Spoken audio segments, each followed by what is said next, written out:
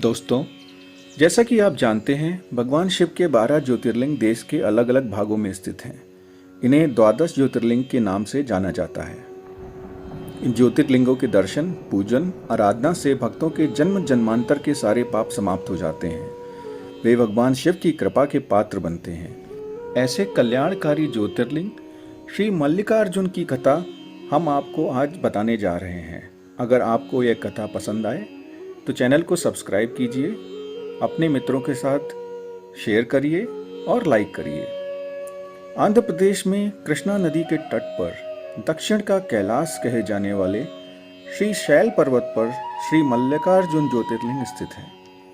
महाभारत, शिव पुराण तथा पद्म पुराण आदि धर्म ग्रंथों में इसकी महिमा और महत्ता का विस्तार से वर्णन किया है।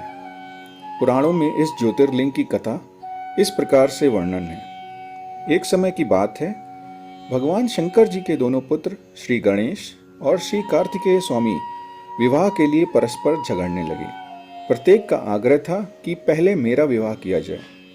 उन्हें लड़ते झगड़ते देखकर भगवान शंकर और माँ भवानी ने कहा, तुम लोगों में से जो पहले पूरी पृथ्वी का चक्कर लगाकर यहाँ वापस लौट आएगा, उसी का विवाह पहले किया जाएगा। माता पिता की ये बात सुनकर श्री कार्तिकेय स्वामी तो अपने वाहन मयूर पर विराजित होकर तुरंत पृथ्वी प्रदक्षिणा के लिए दौड़ पड़े। लेकिन गणेश जी के लिए तो यह कार्य बड़ा कठिन था। एक तो उनकी काया स्थूल थी, दूसरे उनका वाहन भी मूसक चूहा था। भला वे दौड़ में स्वामी कार्तिकेय की बराबरी किस प्रकार कर पाते। लेकिन उनकी काया जितनी स्थूल थी, बुद्धि उसी के अनुपात में सूक्ष्म और तीक्ष्ण थी। उन्होंने अविलंब पृथ्वी की परिक्रमा का एक सुगम उपाय खोज निकाला। सामने बैठे माता पिता का पूजन करने के पश्चात उनकी 7 प्रदक्षिणाएं करने उन्होंने पृथ्वी प्रदक्षिणा का कार्य पूर्ण कर लिया। उनका यह कार्य शास्त्रानुमोदित था।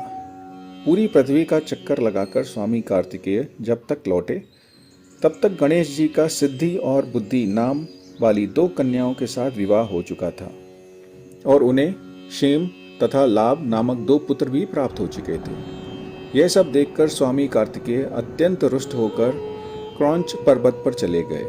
माता पार्वती वहां उन्हें मनाने पहुंची। पीछे शंकर भगवान वहां पहुंचकर ज्योतिर्लिंग के रूप में प्रकट हुए और तब से मल्लिकार्जुन ज्योतिर्लिंग के नाम से प्रख्यात हुए। इनकी अर्चना सर्वप्रथम मल्लिका पुष्पों से की गई थी। मल्लिकार्जुन नाम पड़ने का यही कारण है।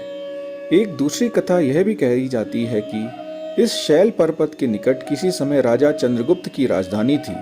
किसी विपत्ति विवेश के निवारणार्थ उनकी एक कन्या महल से निकलकर इस पर्वताराज के आश्रम में आकर यहाँ के गोपों के साथ रहने लगी। उस कन्या के पास एक बड़ी ही शुभ लक्षणा सुंदर श्यामा गौ थी। उस गौ का दूध रात में कोई चोरी से दूह ले जाता था। एक दिन संयोगवश उस राजकन्या ने चोर को दूध दुहते देख लिया और क्रोधित होकर उस चोर की ओर दौड़ी। किंतु गौ के पास पहुंचकर उसने देखा कि वहां शिवलिंग के अतिरिक्त और कुछ नहीं है। राजकुमारी ने कुछ समय पश्चात उस शिवलिंग पर एक विशाल मंदिर का निर्माण कराया। यही शिवलिंग मल्लिकार्जुन के नाम से प्रसिद्ध है। शिवरात्रि के पर्व पर यहाँ बहुत बड़ा मेला लगता है। इस मल्लिकार्जुन शिवलिंग का दर्शन, पूजन एवं अर्चन करने वाले भक्तों की सभी सात्विक मनोकामनाएं पूर्ण हो जाती हैं। उनकी भगवान शिव के चरणों में स्थिर प्रीति हो जाती है। दैहिक, दैविक और भौतिक सभी प्रकार की बाधाओं से वे मुक्त हो जाते हैं। मित्रों, आपको यह कथा अगर पसंद आई हो तो चैनल को सब्सक्राइब कीजिए, लाइक कीजिए और शेयर करिए। धन्यवाद।